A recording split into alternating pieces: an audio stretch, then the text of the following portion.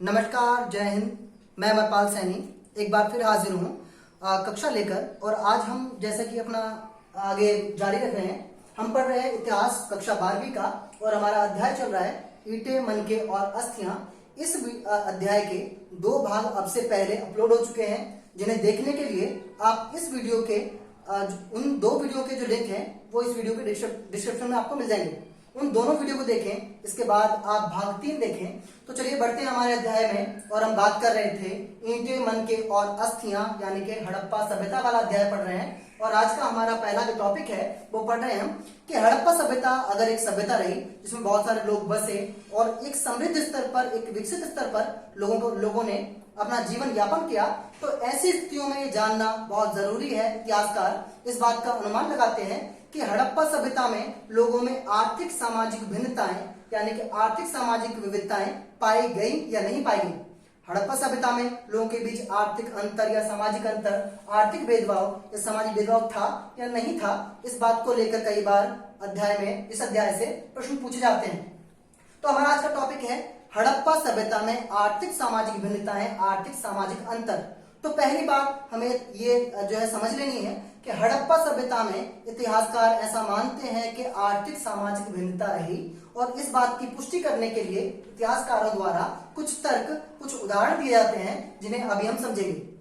हड़प्पा सभ्यता में आर्थिक सामाजिक भिन्नता दर्शाने वाले कुछ बिंदु हमारे सामने हैं, जिन्हें हम समझ रहे हैं। पहली चीज हम मानकर चलते हैं नगर नियोजन। तो जैसा कि हमने पीछे पढ़ा कि हड़प्पा सभ्यता में नगर नियोजन के माध्यम से सभी शहरों को 2 भागों में, यानी दुर्ग और निचला शहर में विभाजित किया गया था। इतिहासकार अनुमान लगाते हैं कि जहां एक और निचला शहर, जहां पर बहुत ज्यादा बसावट थी, जहां पर स्थापत्य था, लोग जहां पर बसते थे, वो था। और दुर्ग इसके अपेक्षित, इसके अलावा एक ऐसा स्थान था जिसको अलग से किलेबंद किया गया था और जो कि विशेष रूप से बसाया गया था। इसलिए इतिहासकार अनुमान लगाते हैं कि हड़प्पा सभ्यता में नगर नियोजन में दुर्ग और निचला शहर होना क्या कहलाते हैं कि दुर्ग और निचले शहर का होना ही हड़प्पा सभ्यता में आर्थिक सामाजिक भिन्नताओं को दर्शाता है।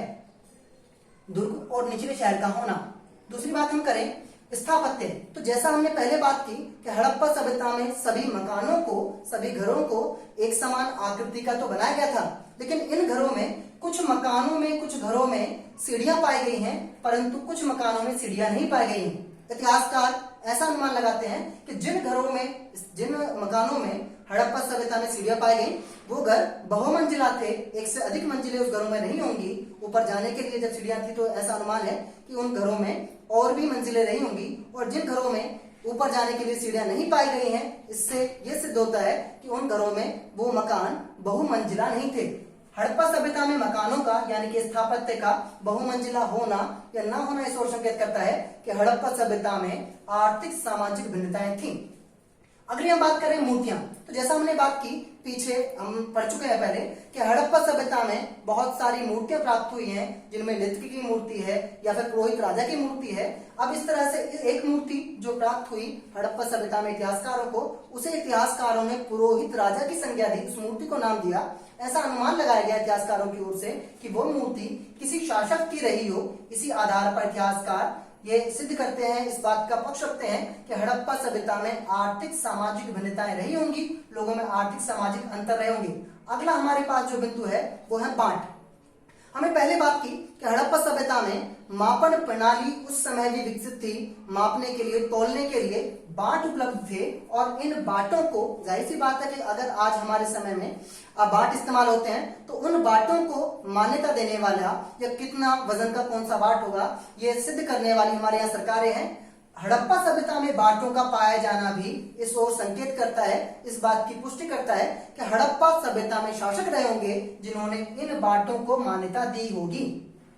अगली चीज हम बात करें कि हड़प्पा सभ्यता में आर्थिक सामाजिक भिन्नता को दर्शाने वाला एक मुख्य बिंदु है हड़प्पा सभ्यता में पाए गए समाधान, यानी कि गर्त। हमने पहले समाधान या गर्त, जहां पर मृत व्यक्ति को या मृत शरीरों को दफनाया जाता था, उनकी हम बात कर रहे हैं। तो ध्यान रखें, हमने पहले ही पढ़ा कि हड़प्पा सभ्यता में लोगों को मरने के बाद उनके शरीर को गर्तों में दफनाया जाता था, यानी कि उन्हें खड्डों में दफनाया जाता था।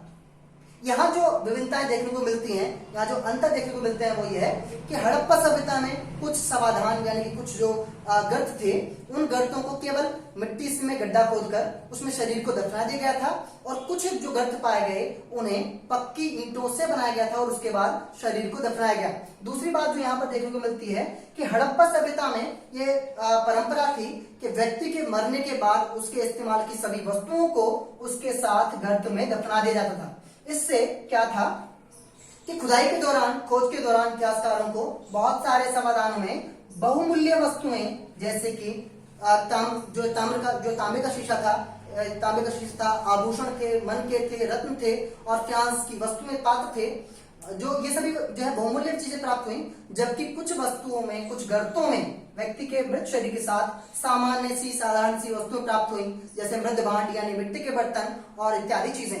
इससे यह अनुमान लगाया जाता है कि कुछ गर्तों का बिल्कुल कच्ची मिट्टी का बना होना, कुछ का पक्की ईंटों से बना होना, कुछ गर्तों में बहुमूल्य वस्तुएं पाए जाना और कुछ गर्तों में साधारण सी, सामान्य वस्तुएं पाए जाना इस ओर संकेत करता है कि हड़प्पा सभ्यता में आर्थिक सामाजिक भिन्नता रही होगी। फिर हम बात करें बहुमूल्य वस्तुएं। हम देखें कि हड़प्पा सभ्यता में हालांकि सोना, चांदी, मनके इत्यादि वस्तुएं आज की ही तरह बहुमूल्य मानी जाती थी, कीमती मानी जाती थी, लेकिन इसके अलावा जो सर्वाधिक बहुमूल्य वस्तु हड़प्पा सभ्यता में मानी जाती थी वो थी फ्रांस, जो कि जैसे कि हमने पहले भी पढ़ा कि एक तरह का पात्र था।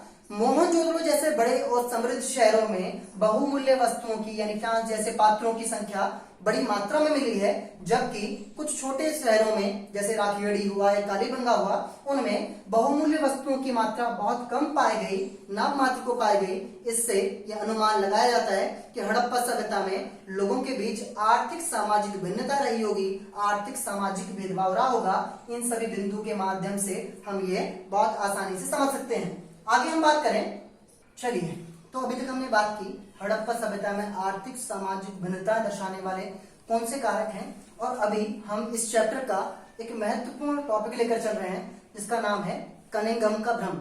जब हड़प्पा सभ्यता की खोज की बात होती है, हड़प्पा सभ्यता के बारे में खोज करने की जो तत्व आते हैं, हालांकि पहले हमने इस चैप्टर के प्रारंभ में बात की कि हड़प्पा सभ्यता की खोज कब और किसने की, लेकिन यहाँ एक मुख्य टॉपिक आता है कनिंघम का भ्रम।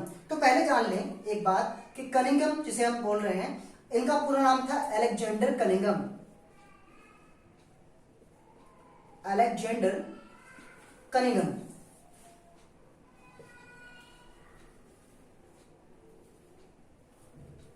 Alexander Cunningham. अलेक्जेंडर कनिंघम जो कि भारतीय पुरातत्व सर्वेक्षण विभाग के डायरेक्टर जनरल थे, कब?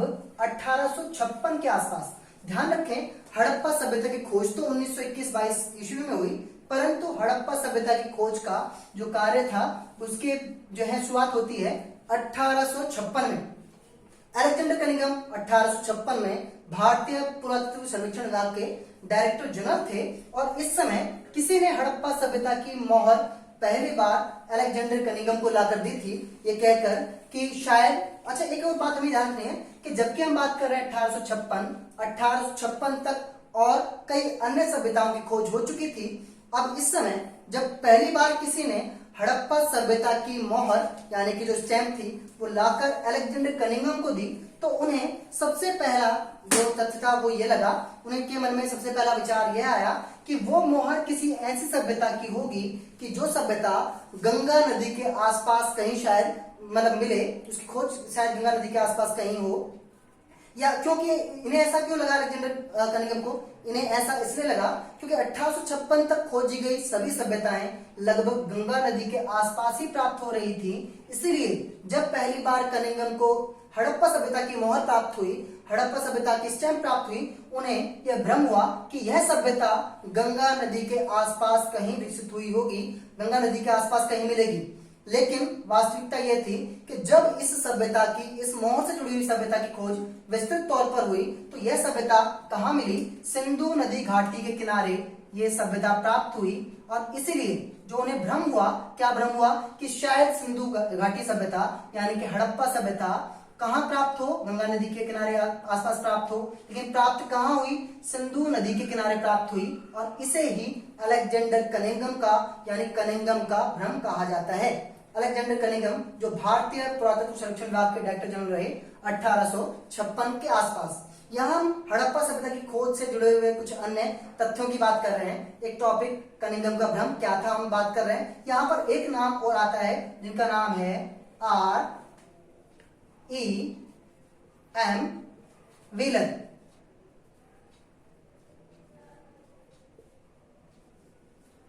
R.E.M. व्हीलर, ध्यान रखें 1944 में 1944 में यानी कि हड़प्पा सभ्यता की खोज के कई सालों बाद की घटना है कि जिस समय भारतीय पुरातत्व सर्वेक्षण विभाग के डायरेक्टर जनरल बने R.E.M. व्हीलर। R.E.M. व्हीलर ने हड़प्पा सभ्यता की खोज को और आगे बढ़ाने के प्रयास किए। इन्होंने कई जो है भारतीय तथ्यों के आधार पर इस सभ्यता के बारे में कुछ अन्य तथ्य जुटाने की कोशिश की। कब? 1944 में। परंतु R.E.M. व्हीलर ऐसा करने में सफल नहीं हो पाए क्योंकि 1947 तक 1947 तक भारत का विभाजन हो चुका था, और भारत के विभाजन के बाद बहुत सारा विस्तृत क्षेत्र जहां पर हड़प्पा सभ्यता के साक्ष्य प्राप्त हो सकते थे, जहां हड़प्पा सभ्यता मूल रूप से प्राप्त होती, वो स्थान अब पाकिस्तान में जा चुके थे। इसीलिए R.E.M. व्हीलर के लक्ष्य प्राप्ति जो है अधूरी रह गई। R.E.M. व्हीलर इसके बारे में ज्यादा विस्तृत खोज नहीं कर पाए। तो यहाँ हमारे पास दो टॉपिक के बारे में बात की, कनिंघम का भ्रम, और दूसरा कई बार परीक्षाओं में R.E.M. व्हीलर के बारे में भी पूछा जाता है।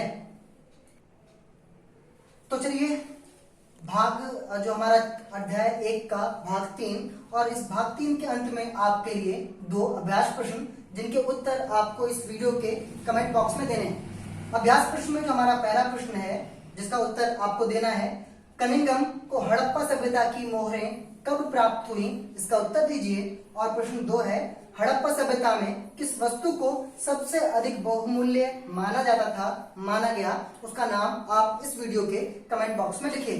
तो चलिए मिलते हैं अगले भाग में।